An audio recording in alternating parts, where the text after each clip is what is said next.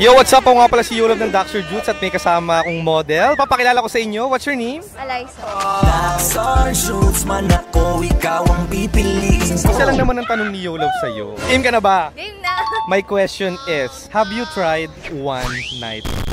No po. Never. In your whole life? Yes. Totoo? Yes? Prove to me, kailangan ko ng assurance. Siyempre kami may mga trust issues kami. Kailangan naming mapabilib. So, you need to justify to me yung Q&A.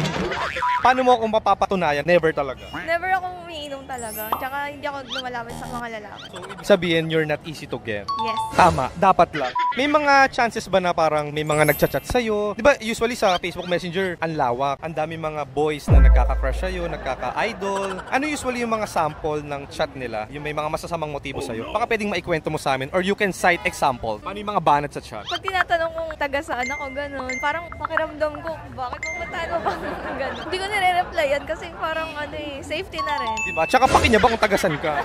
Diba? Bukod sa nagtatanong ng tagasan, ano yung mga banat sa chat? Parang may nagchat sa akin ng open-minded ka. Ay, networking! Mga tipong kapi tayo. Totoo? Anong reply mo pag gano'n? Hindi ko talaga nire-replyan sila kasi takot ako eh. Deadma. Yes. So, in your 19 years of span, are you single or taken? Single. Walang jowa? Ganda-ganda, walang jowa. May nanliligaw? Meron. Marami.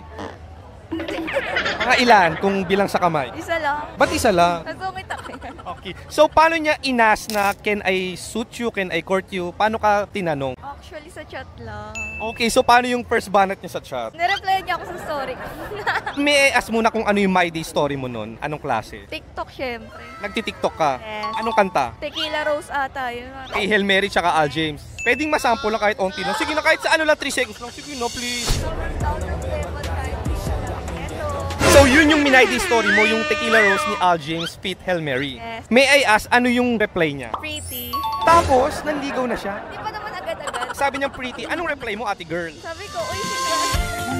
So, crush mo na rin siya. Pwede mo bang ma-describe kung anong appearance para ma-imagine naman namin kung anong klaseng guy siya? Maputi, chinito, matangkad, half Japan. Tinuturuan ka rin niya mag-Japanese. Opo. So, bet may mga half-Jap. Opo, tsaka yung blur. Charot. Hoy! Naniniwala ka ba na kapag Japanese daw, hindi pa? Hindi. Nakita mo na? How he asked, parang paano kanya, pwede po ba manligaw or paano yung banat? Can I court you? Sa ano ka, basketball, volleyball? Ha? Basketball, ano ka, volleyball, basketball, court daw eh.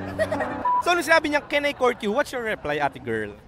Agad-agad, Pag chinito tsaka mistiso, of course, agad. pagka-pogi ang bibilis niyo.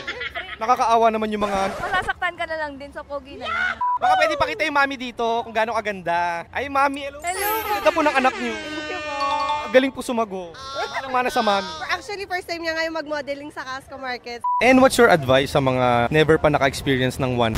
Anong advice masasabi mo? Siguro wag na lang din basta-basta magtiwala kasi hindi natin alam sino ang malinis sa hindi.